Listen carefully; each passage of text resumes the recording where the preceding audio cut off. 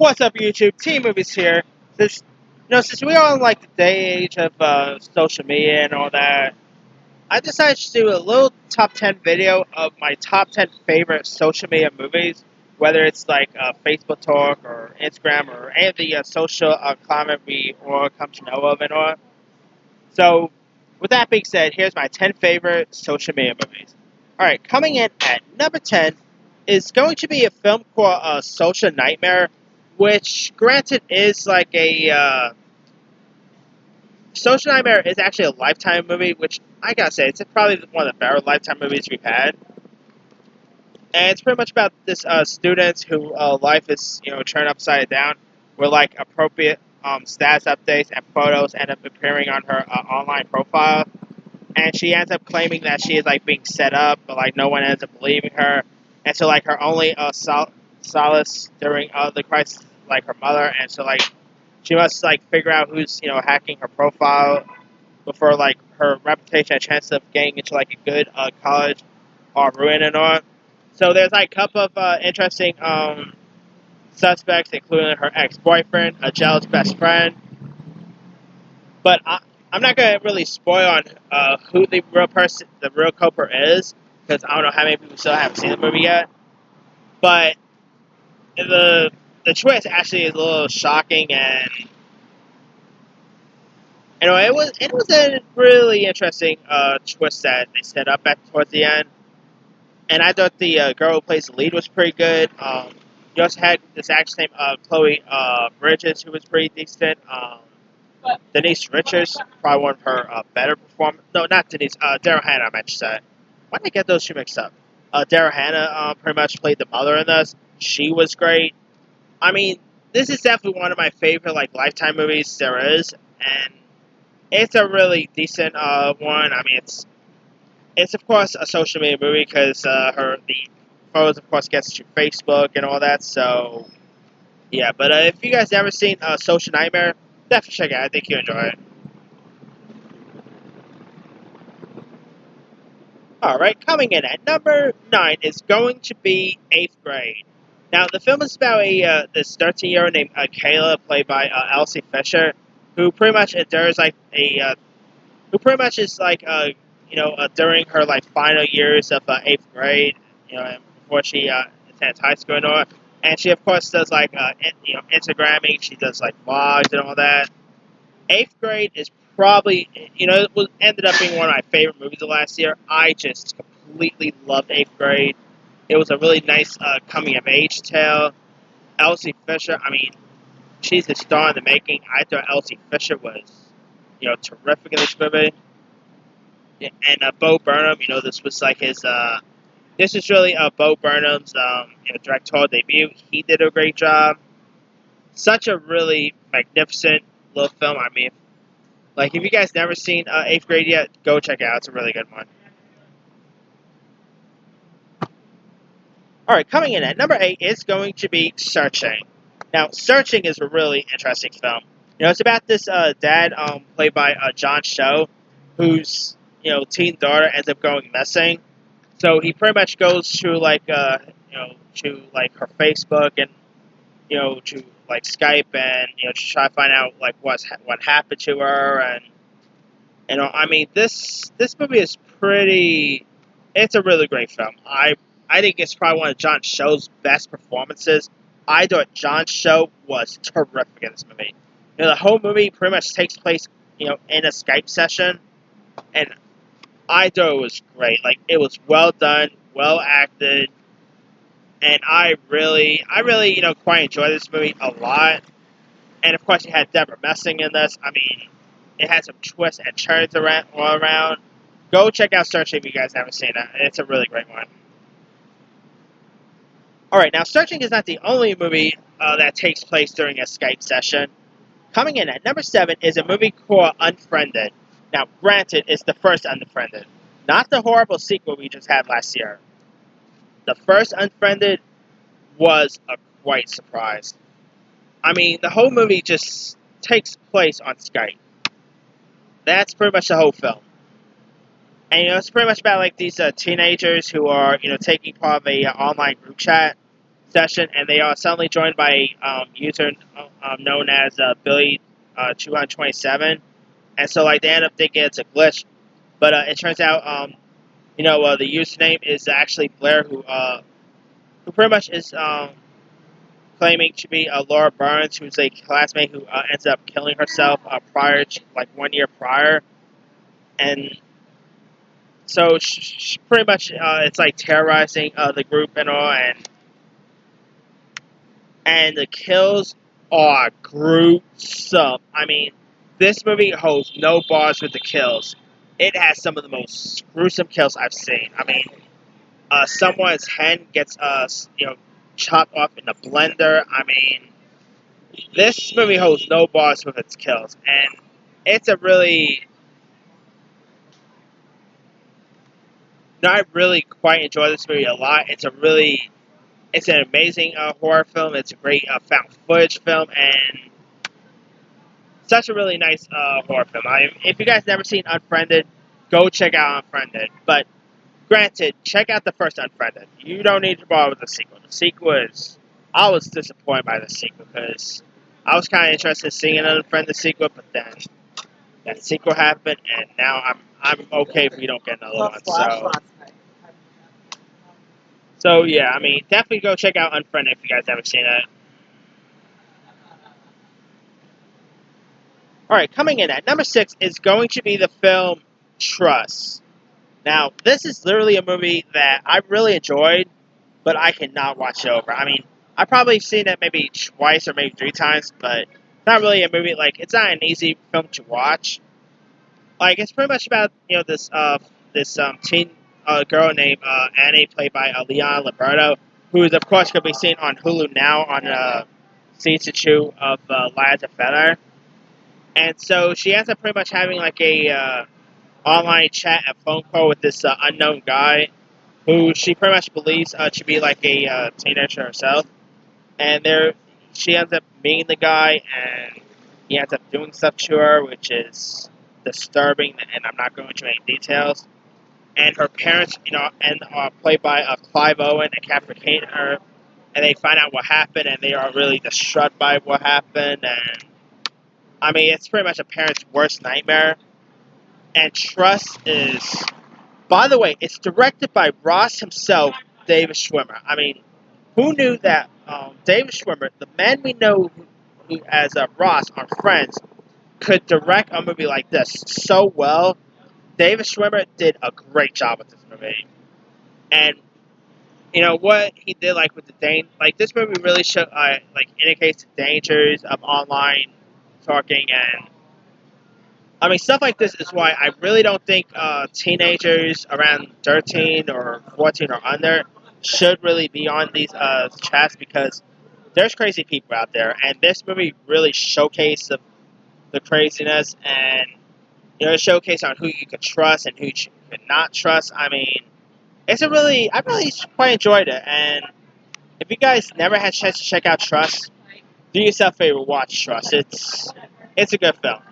Disturbing, but pretty good. I mean, I really quite enjoy this film a lot, and yeah, definitely go check it out if you guys haven't seen it.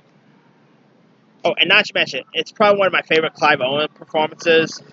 I know lots of people probably say Closer and all stuff, but I just thought Clive Owen was remarkable in this movie, and yeah, it's definitely his best performance he's ever given in years, so.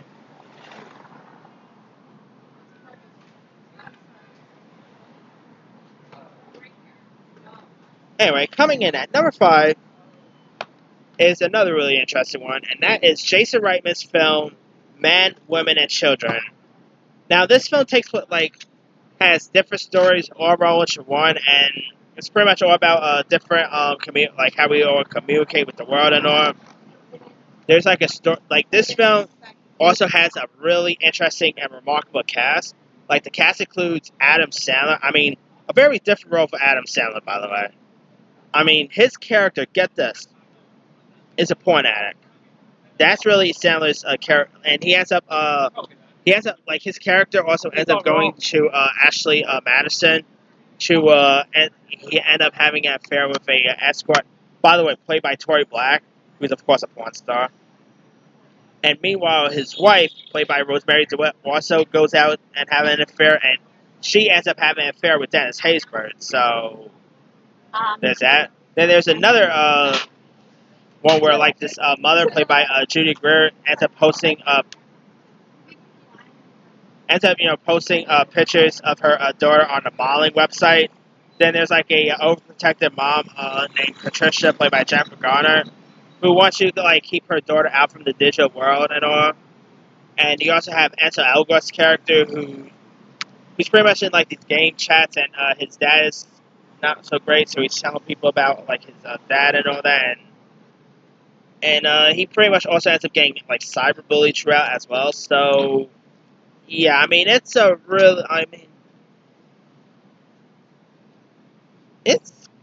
interesting movie that Jason Reitman directed. I mean, the movie shows like showcases of how social media really impacts our world and how fully we are with technology and all that. And not to mention, Jason Reitman directed this movie really well. I mean, this literally did not even feel like a Jason Reitman movie. I mean, the film was like so dark and dramatic, you'll literally forget that it's a Jason Reitman film. And also, not to mention, Jake Simmons is also in this. I mean, you also had Caitlin Devers, who's just in a Booksmart. She was in this. You had an interesting cast. I mean, and really great performances. I mean, I really like Man, Women, and Children. By the way, it is also based on a book, which I never really read, to be honest with you. It's also narrated by Emma Thompson, who's pretty much like the female Morgan Freeman. I mean, she could narrate a phone book if she has to. I mean, Emma Thompson is just a goddess right there. And some of the young actors in this were also really good. Like you had Timothy Chalamet, way before like his bigger fame kicked in. Timothy Chalamet pretty much played like the bully to Ansel Elgort's character. I mean, Timothy Chalamet was terrific here. And yeah, I really quite enjoy this movie a lot. I mean, it is a little like there are some really not so great like intense moments and Christian moments, but I really I really quite enjoy this movie. And if you guys never seen Men, Women, and Children, go check it out. It's a really good one. All right, coming in at number 4 is going to be Catfish. Now, I know people will say that and be like, wait, Catfish? That's a TV show. Well, you're right. Catfish is pretty much a TV show on MTV.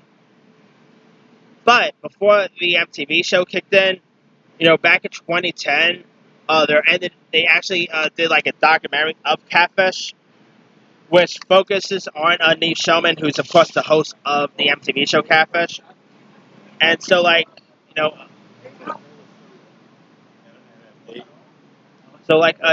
was like a New York photographer, and he ends up receiving a Facebook request from a woman named Abby, and he pretty much, and it turns out that Abby is like a catfish, and she ends up like stealing his identity and all that, and crazy stuff like, and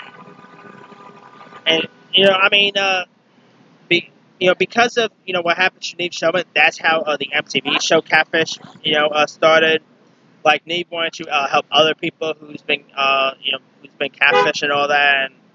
And the movie is also directed by Neve's brother and Henry Juice, who also did like the Paranormal Activity films and Nerve and a few other stuff. I mean, they did a cool job at directing. It's a really interesting documentary, and look at the likes of it shows on how careful you should be of people you meet online, and yeah, it's a really good film, and the show is actually pretty decent too. I mean, MTV's Catfish could be a hit and miss once in a while, but I still quite enjoy the MTV show. But if you guys never seen the documentary of it, do yourself a favor, watch the Catfish documentary. It's a really good one. All right, now coming in at number 3 is actually You've Got Mail. Now, granted, this movie is quite ahead of its time because the film got released in like late 90s, where really, social media wasn't really popular in the 90s and all. But in the 90s, they, of course, had AOL, which, of course, the mail service. I mean, you guys ever heard the jingle, You got mail. You guys ever remember that one? Like, do anyone really remember AOL Mail? I mean, for there. And like, in You've Got Mail, it's about this bookseller named Kathleen Kelly, played by Meg Ryan, who ends up hating Joe Fox, who's played by Tom Hanks, who's the owner of a corporate Fox book chain store that like just moved in across the street, and so like they end up meeting online, and however they begin intense and anonymously internet romance with each other. Like they pretty much end up catfishing each other before catfish became a thing. So I guess you could really say it was You've Got Mail that invented catfishing. I'm not kidding. It like anyone who wants to blame anything on catfishing, probably blame it on You've Got Mail, because that pretty much You've Got Mail is like the godfather of catfish. So yeah, but anyway, it's a really interesting, cute romance movie. I mean, if this movie was made today, I mean, it would be on Facebook. Like, let's be for real there. And it's a really nice little rom-com. Great performances by Hanks and Meg Ryan. I mean, this is actually probably my favorite Meg Ryan and Tom Hanks collaboration. I mean, they've done a couple of films together, like they've done Sleepless in Seattle, and they've done Joe versus the Volcano. But this is probably my favorite movie of theirs, and I just really quite enjoyed it. And it's really, I mean, like I said, if this movie was made today, they'll be mainly chatting on Facebook or Instagram or Twitter or whatever. But yeah.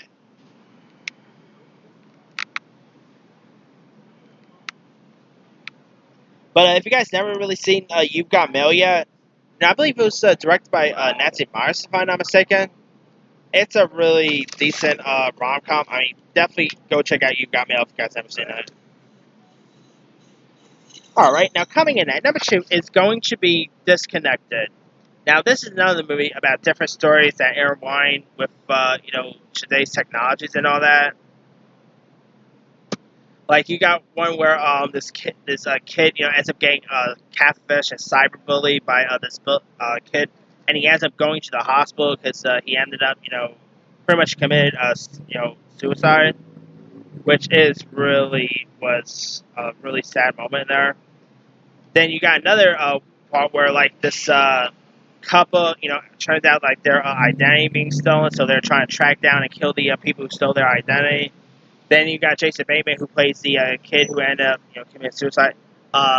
Jason Bateman plays like his like the kid's father, and he's trying to find out what happened and trying to find out, the people responsible for his.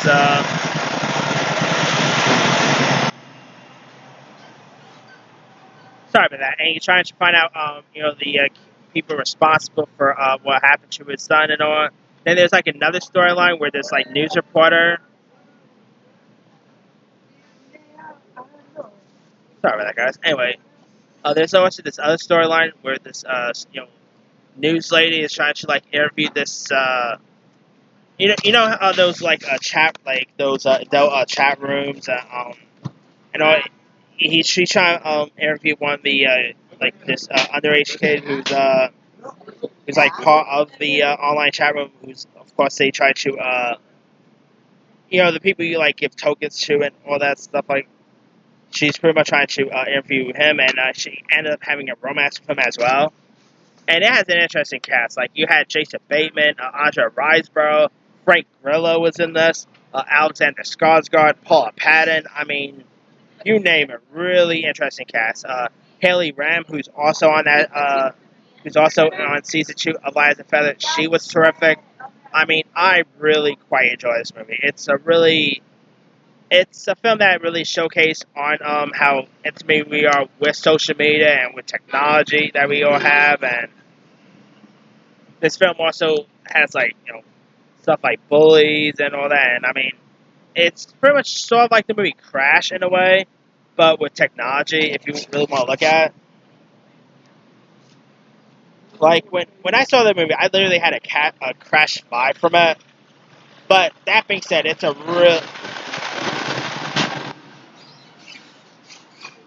really good one. Like if you guys never seen Disconnect, do yourself a favor, watch it.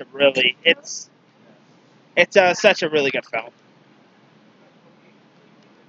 All right, my number one favorite. My number one favorite social media movie of all time is going to The Social Network. I mean, it's a movie about the guy who created Facebook. I mean, how could you have a movie about social media and not have a movie about the guy who created Facebook? I mean, Jesse Eisenberg, of course, plays Mark Zuckerberg. Andrew Garfield plays like his former best friend here. Justin Timberlake was in this. You had who else? Oh yeah, Armie Hammer, Dakota Johnson. I mean, such a such a magnificent movie. I mean, it got nominated for Best Picture, but of course lost out to The King's Speech. I think this movie probably should have won that year, to be honest with you, but you can't win it more, I guess. It's a really great film. I mean, it's really a showcase on who Mark Zuckerberg is and how Facebook came to be, and I really quite enjoyed it. It's a really magnificent movie. David Fincher directed it. He did a great job. I mean, if you guys never had a chance to check out the Social Network, do yourself a favor, watch it. It's a really magnificent movie, and if you guys really want to know more about how Facebook came to be in our Social Network, it's definitely your movie. So there's that. But anyway, that's pretty much it. Let me do the quick rundown. Number 10, Social Nightmare. 9, 8th grade. 8, Searching. 7, Unfriended. 6, Trust. 5, Men, Women, and Children. 4, Catfish. 3, You've Got Mail. 2, Disconnect. And 1, The Social Network. Now, there's a few others I probably could have added. Let's see. Angry Ghost West I probably could have added because it involves Instagram. Definitely not Friend Request. That movie was terrible. Nerve is a good one. Definitely not The Circle. Me and You and Everyone We Know is a really good one. There's a pretty decent social media films. Cyberbully, both the ABC film and the British film with Maisie Williams was pretty good. Chat Room with Aaron Taylor Johnson is a good one. They're pretty interesting films here. But let me leave it to you guys. What are some of your favorite social media movies? Drop a comment below. Don't forget to like, subscribe, hit that bell for more notifications. This here is Team Movies signing off.